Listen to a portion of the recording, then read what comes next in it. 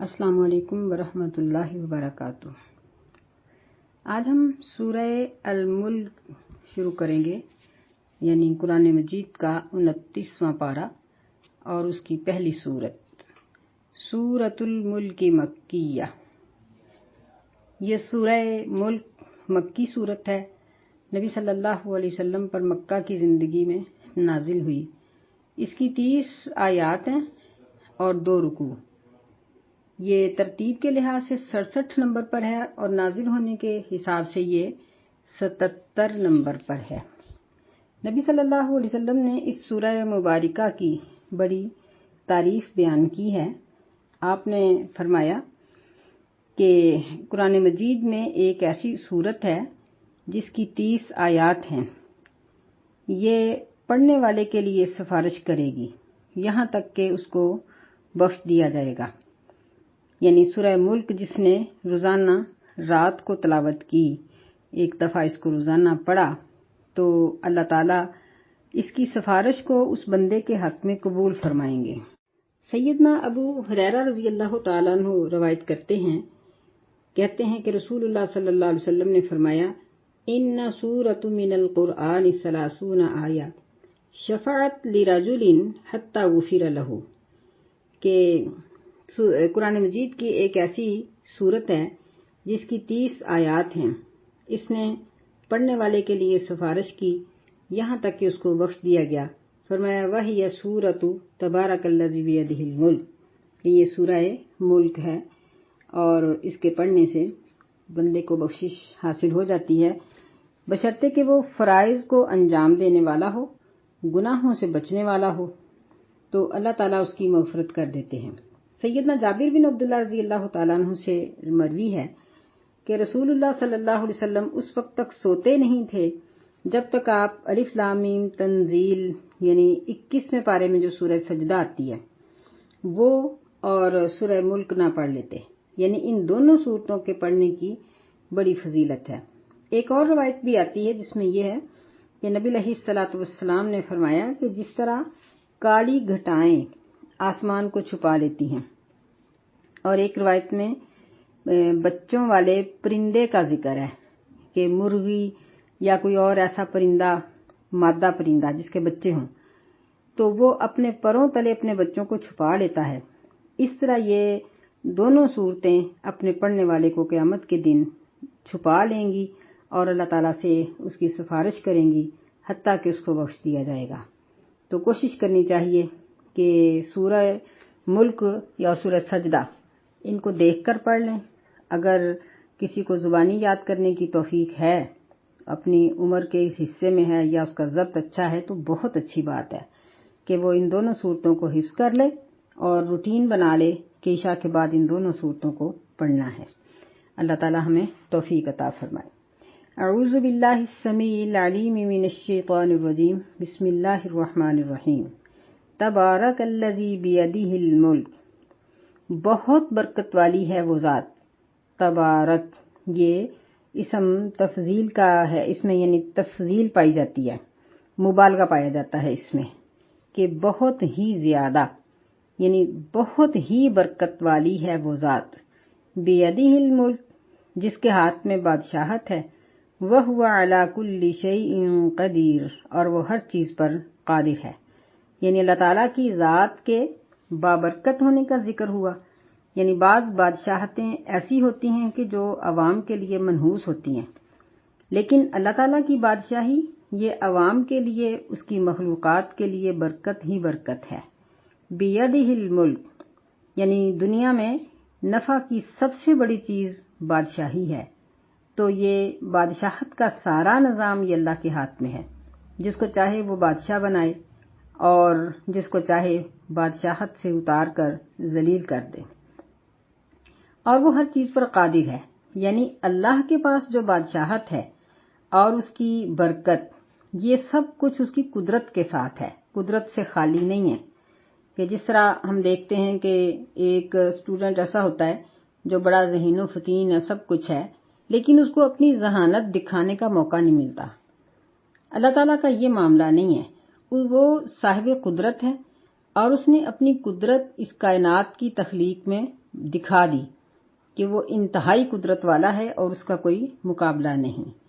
الذی خلق الموت والحیات، وہ ذات جس نے موت اور زندگی کو پیدا کیا، لیبلوکم ایکم احسن عملا، تاکہ وہ تمہیں دیکھے کہ تم میں سے اچھے عمل کرنے والا کون ہے، وہو العزیز الغفور، اور وہ غالب ہے، بخشنے والا ہے۔ یعنی یہاں ایک تو یہ پتہ چلا کہ زندگی اور موت دونوں چیزیں اللہ کے ہاتھ میں ہیں۔ زندگی سے کیا مراد ہوا؟ زندگی سے مراد کسی کا پیدا ہونا یا پیدا ہو جانے کے بعد خطرات میں سے جہاں یعنی موت کا خطرہ ہو وہاں سے بچا لینا، کوئی مارنا بھی چاہے تو اس کا نہ مرنا، اور اسی طرح ہر چیز کی حیات، چاہے وہ پودے ہیں، چاہے وہ کوئی انسان ہیں یا جمادات ہیں، یہ پتھر وغیرہ اور پہاڑ اور سب چیزیں، یہ سب چیزوں کی حیات یہ صرف اللہ کے ہاتھ میں ہے۔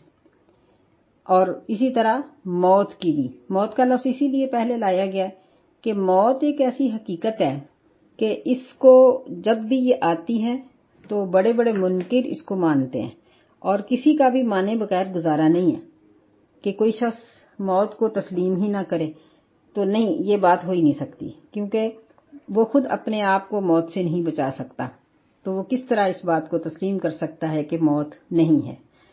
دوسرا، اس آیت مبارکہ سے ہمیں یہ معلوم ہوا کہ زندگی اور موت دونوں چیزیں باقی مخلوقات کی طرح اللہ تعالیٰ کی مخلوق ہیں۔ موت کو بھی اللہ نے پیدا کیا اور حیات کو بھی۔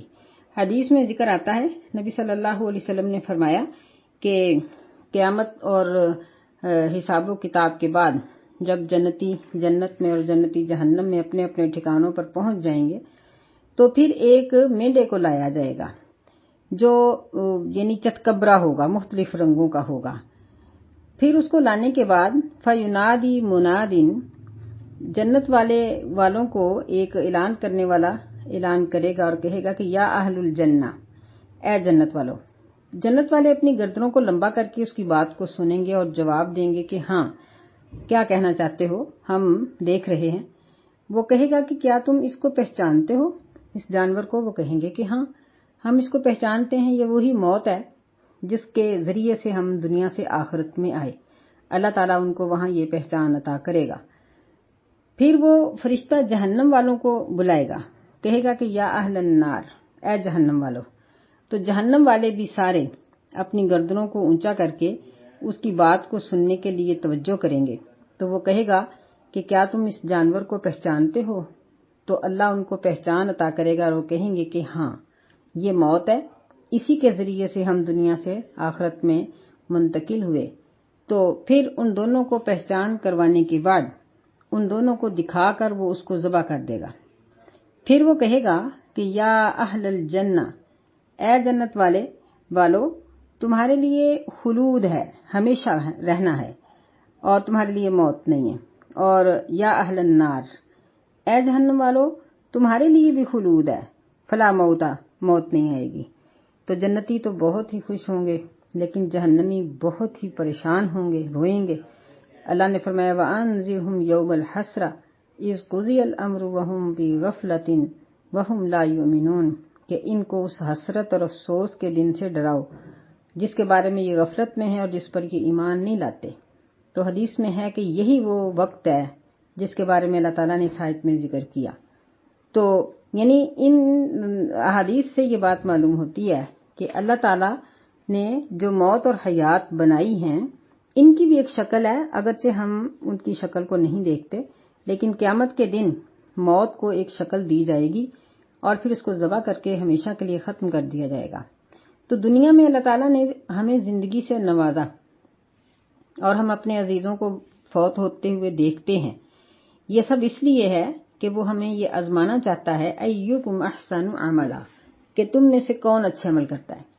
دیکھیں کہ جب بچے امتحان گاہ میں بیٹھے ہوتے ہیں اور پیپر ہاتھوں میں تھمے ہوتے ہیں، بچے کوئی حل کر رہا ہے، کوئی سوچ رہا ہے، کوئی دیکھ رہا ہے، اتنے میں ایک بچہ اٹھ کے اپنا پیپر حوالے کر دیتا ہے، مکمل کر کے اٹھ جاتا ہے۔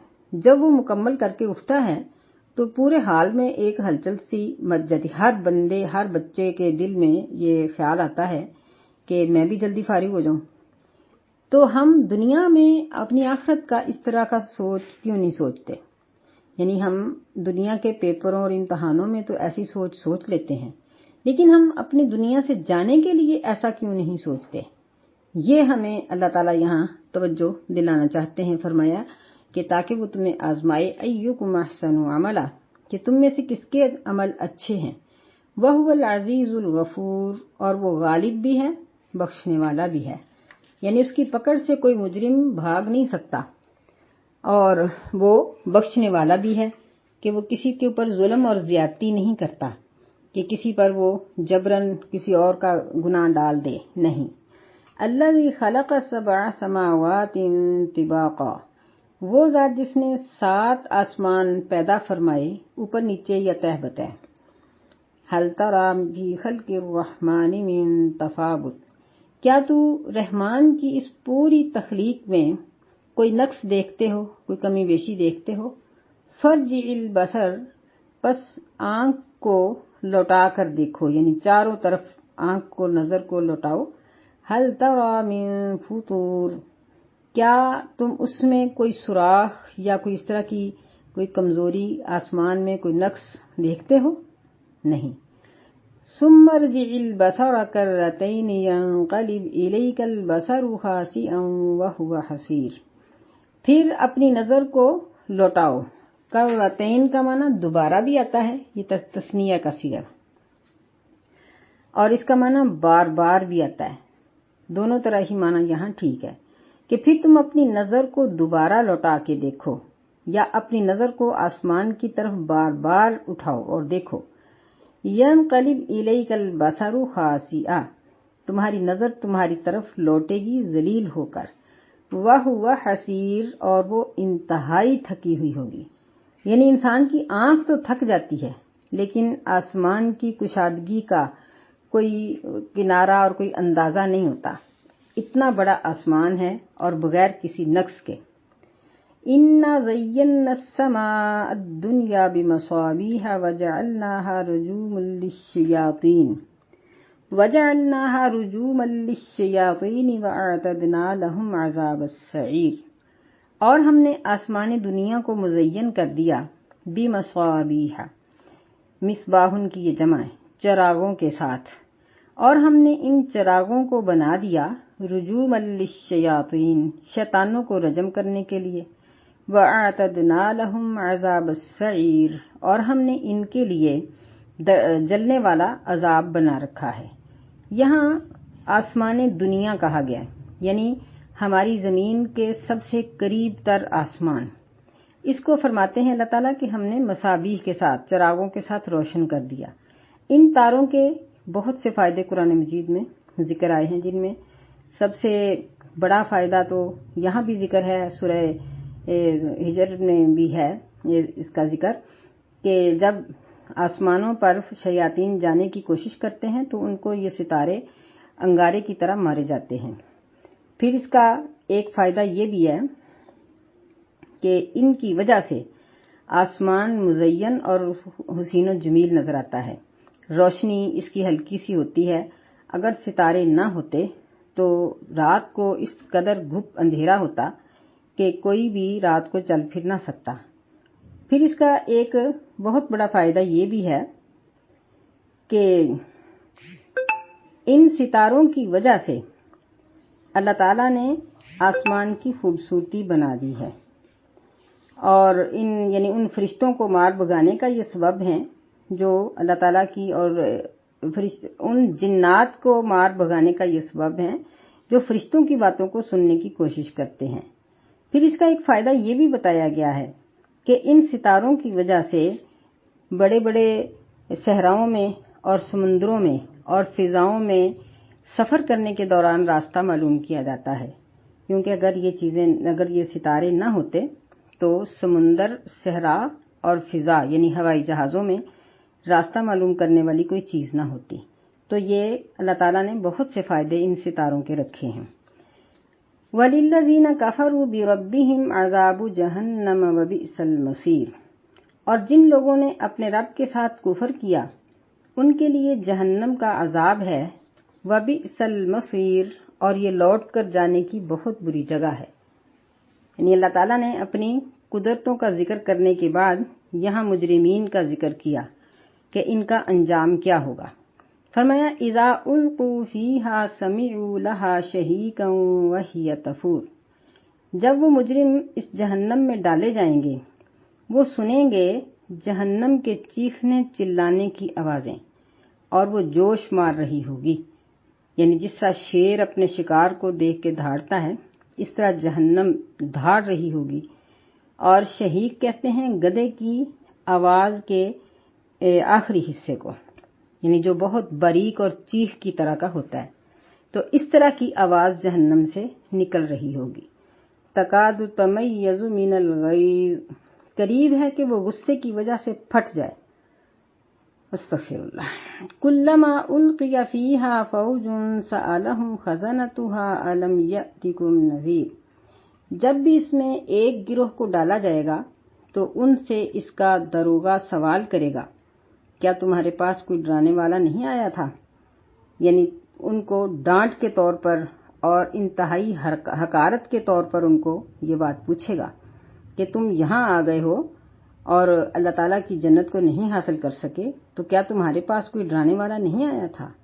قالوا بلا، مجرم کہیں گے کیوں نہیں، قد جاءنا نذیر، تحقیق ہمارے پاس ڈرانے والے محمد صلی اللہ علیہ وسلم یا اپنے اپنے دور کے انبیاء کا نام لیں گے کہ وہ آئے تھے۔ فکذبنا، پس ہم نے ان کو جھٹلا دیا۔ وقلنا ما نزل اللہ من شیء، اور ہم نے کہا کہ اللہ نے تو کچھ بھی نہیں نازل کیا۔ ان انتم الا فی ضلال کبیر، نہیں ہو تم مگر بہت بڑی گمراہی میں۔ یعنی ہم ان لوگوں نے یہ کہیں گے کہ ہم نے الٹا پیغمبروں کو یہ کہا کہ تم تو گمراہی میں ہو، نعوذ باللہ، کہ تم دنیا کی لذتوں کو نہیں چکھتے، دنیا کی 4 روزہ جو زندگی ہے اس کا لطف ہی نہیں اٹھاتے۔ ایسے ہی کہا جاتا ہے نا آج کل بھی کہ دنیا پہ لذت اٹھاؤ، دنیا پہ کھاؤ پیو عیش اڑاؤ، دیکھو دنیا کی رنگینی کیسی ہے، تو پھر جب سارا کچھ دیکھ لو گے تو پھر توبہ کر لینا۔ ہم یہ نہیں جانتے کہ ہو سکتا ہے کہ توبہ کی عمر جس کو ہم سمجھتے ہیں وہ آئے ہی نہیں، اس سے پہلے ہی دنیا سے بندہ رخصت ہو جائے، تو کیا اس کا انجام ہوگا۔ تو یعنی یہ لوگ جب جہنم میں پہنچ جائیں گے پھر وہاں جا کر یہ کسی چیز کو جھٹلا نہیں سکیں گے۔ وَقَالُوا لَوْ كُنَّا نَسْمَعُ أَوْ نَعْقِلُ مَا كُنَّا فِي أَصْحَابِ السَّعِيرِ، اور وہ کہیں گے کہ کاش ہم سن لیتے یا ہم سمجھ لیتے تو ہم جہنم والوں میں سے نہ ہوتے۔ یعنی جہنم میں پہنچ کر یہ 2 چیزوں کا ذکر کریں گے کہ اگر ہم پیغمبروں کی بات کو، علماء کرام کی بات کو سن لیتے اور ہم اس کو سمجھ لیتے تو آج ہم جہنم کے اندر نہ ہوتے۔ معلوم ہوتا ہے کہ ہدایت کا سب سے بڑا ذریعہ یہی ہے کہ سنا جائے، دین کی مجلسوں میں جایا جائے۔ نبی صلی اللہ علیہ وسلم نے اچھی مجلس اور بری مجلس کی مثال دے کر فرمایا کہ اچھی مجلس کی مثال تو کستوری بیچنے والے کی طرح ہے اور بری مجلس کی مثال بھٹی والے کی طرح۔ یہ لمبی حدیث ہے۔ تو وہ بھی یہی بات کہیں گے کہ کاش ہم دنیا میں انبیاء کی اور اسی طرح پھر بعد میں چلتے چلتے علماء اور اپنے جو رہنما تھے ان کی بات کو سنتے اور سمجھ لیتے تو ہم یہاں نہ ہوتے۔ فَاعْتَرَفُوا بِذَنبِهِمْ فَسُحْقًا لِأَصْحَابِ السَّعِيرِ، پس وہ اپنے گناہوں کا اعتراف کر لیں گے، پس اللہ کی رحمت سے دوری ہے جہنم والوں کے لیے۔ یعنی اگرچہ وہاں وہ اپنے گناہ کو مان لیں گے لیکن جو عمل کا وقت تھا وہ گزر گیا۔ جس طرح امتحان گاہ میں پہنچنے کے بعد اگر ایک اسٹوڈنٹ اس بات پر اعتراف کرتا ہے کہ مجھے پڑھنا چاہیے تھا تو اب اس کے اعتراف کا کوئی فائدہ نہیں ہوتا۔ ایسے ہی جب انسان پر موت کی کیفیت طاری ہو جاتی ہے تو پھر وہ ہر بات کا، ہر جرم کا اقرار تو ضرور کر لیتا ہے لیکن بے فائدہ۔ ان الذين يخشون ربهم بالغیب لهم مغفرۃ واجر کبیر، اللہ تعالیٰ نے ان کی بے بسی کو ذکر کر کے فوراً ہی ان لوگوں کا ذکر کیا جو نفع میں ہیں، کیونکہ جب انسان یوں کسی کی بے بسی دیکھتا ہے تو وہ فوراً سوچتا ہے کہ یہ حالت ختم کیسے ہو سکتی ہے۔ فرمایا کہ بے شک وہ لوگ یخشون ربہم جو اپنے رب سے ڈرتے ہیں بالغیب، غیب کے ساتھ۔ غیب کا ایک مطلب تو یہ ہے کہ جن لوگوں نے قرآن کا نزول نہیں دیکھا، اللہ تعالیٰ کو نہیں دیکھا، جنت جہنم کو نہیں دیکھا، تو وہ ان ساری چیزوں پر ایمان لاتے ہیں۔ پھر انہوں نے اپنی آخرت کے حساب و کتاب کو نہیں دیکھا، لیکن وہ اس پر ایمان لاتے ہیں۔ قرآن مجید کے تمام احکامات کو، احادیث کے تمام احکامات کو وہ مانتے ہیں، غیب کے ساتھ ایمان لاتے ہیں۔ پھر اس کا ایک مطلب یہ بھی ہے کہ وہ جہاں کہیں بھی ہوتے ہیں ان کو ان کے ذہن میں یہ یقین ہوتا ہے کہ ہمیں کوئی بھی تو نہیں دیکھ رہا لیکن اللہ دیکھ رہا ہے۔ فرمایا کہ ان کے لیے بخشش ہے، وَأَجْرٌ کبیر، اور بہت بڑا اجر ہے۔ وَأَسِرُّوا قَوْلَكُمْ أَوِ اجْهَرُوا بِهِ إِنَّهُ عَلِيمٌ بِذَاتِ الصُّدُورِ، اور تم چھپ کر بات کرو یا ظاہر طور پر کرو، یعنی آہستہ بولو یا اونچی بولو، بے شک وہ دل کی باتوں کو جاننے والا ہے۔ یعنی اللہ تعالیٰ سے کوئی بات چھپی ہوئی نہیں ہے۔ تو جو باتیں یا جو چیزیں ہم چھپ کر کرتے ہیں اس وقت بھی ہمیں اپنے اللہ کو یاد رکھنا چاہیے۔ بالغیب کا ایک مطلب یہ بھی ہے نا کہ تنہائی میں اللہ تعالیٰ سے ڈرنا، اور انسان اپنے دل کے خیالات کو، دماغ کی سوچ کو پاک صاف رکھے، غلط سوچے نہ سوچے، کیونکہ جب ایک انسان غلط سوچتا ہے تو بالآخر اس پر عمل کرنے کے لیے تیار ہوتا ہے۔ کئی دفعہ اس بات کو دیکھا ہوگا کہ جب ہم ایک بات کو مسلسل اپنے دل دماغ میں سوچتے ہیں تو وہ یکدم ہماری زبان پہ آ جاتی ہے، اور پھر ہم اس کو گنگنانے بھی لگ پڑتے ہیں۔ بعض دفعہ وہ جملے ہم اپنی زبان سے بول لیتے ہیں جو ہمارے دل اور دماغ میں پہلے آ رہے تھے۔ تو اس لیے فرمایا کہ تم چھپ کر بات کرو یا ظاہر، یہ دیکھو کہ تمہاری دل کی کیفیت، تمہارے دماغ کی سوچ، سب چیزیں یہ اللہ تعالیٰ کے علم میں ہیں۔ اِنَّهُ عَلِيمٌ بِذَاتِ الصُّدُورِ، وہ تو دل کی آہٹ کو بھی جانتا ہے۔ أَلَا يَعْلَمُ مَنْ خَلَقَ، کیا وہ نہیں جانتا، من خلق، کہ یعنی جس نے اس کو پیدا کیا ہے، وَهُوَ اللَّطِيفُ الْخَبِيرُ، اور وہ باریک بین خبر رکھنے والا ہے۔ یہاں یعلم سے مراد انسان ہے خود، کہ انسان کیا اس بات کو نہیں جانتا کہ اس کا پیدا کرنے والا باریک بین خبر رکھنے والا ہے، اور جس نے اس انسان کو پیدا کیا ہے اسی نے اس کا دل بھی پیدا کیا ہے، دماغ بھی اسی نے ہی پیدا کیا ہے، اس لیے وہ اس کی باریکیوں کو خوب اچھی طرح سے جانتا ہے۔ تو ہمیں ان آیات سے یہ بات معلوم ہوئی کہ جہاں ہم اپنے ظاہری حالات کو سنوارتے ہیں اور اپنے آپ کو گناہ سے بچانے کی کوشش کرتے ہیں، وہاں ہمیں اپنی سوچ، اپنی فکر وہ بھی پاکیزہ اور صاف ستھری کرنی چاہیے، اور ہمیں اپنی تنہائی اور اپنی مجلس کو اللہ تعالیٰ کی اطاعت اور فرما برداری کا بنانا چاہیے۔ نبی صلی اللہ علیہ وسلم نے تو یہاں تک فرمایا کہ اگر ایک شخص ایک جگہ پر بیٹھ کر اٹھ جاتا ہے اور اس بیٹھنے میں وہ اللہ کا ذکر نہیں کرتا تو وہ مجلس اس کے لیے افسوس کا باعث بنے گی قیامت کے دن۔ اس لیے حتی الامکان یہ کوشش ہونی چاہیے کہ ہم جہاں بھی بیٹھیں، لیٹیں یا اٹھیں یا کام کریں تو زیادہ نہیں تو کم از کم ایک مرتبہ اللہ کا ذکر ضرور کریں، یا ایک مرتبہ نبی علیہ السلام پر درود ضرور بھیجیں۔ تو یہ کیسے ہو سکتا ہے، کیسے یہ ممکن ہے؟ ہم تو دن میں کئی دفعہ بیٹھتے ہیں، کئی دفعہ اٹھتے ہیں۔ تو اس کا سب سے آسان ترین طریقہ یہ ہے کہ ہم ہر وقت اللہ کا ذکر کرنے کی عادت بنا لیں۔ تو جب ہماری ایک ذکر کی عادت ہوگی تو پھر ظاہر بات ہے کہ ہم ہنڈیا بنانے لگیں گے، کھانا بنائیں گی، برتن دھوئیں گی، جو بھی کام ہم کریں گی ہماری زبان پر خود بخود اللہ کا ذکر آ جائے گا۔ پھر جب ہم اس کو سوچ سمجھ کے ادا کریں گی تو ہمارے لیے وہ باعث اجر ہوگا۔ اللہ تعالی ہمیں نیک کام کرنے کی توفیق عطا فرمائے اور ہماری سیئات سے اللہ تعالی درگزر فرمائے، آمین۔ السلام علیکم ورحمۃ اللہ۔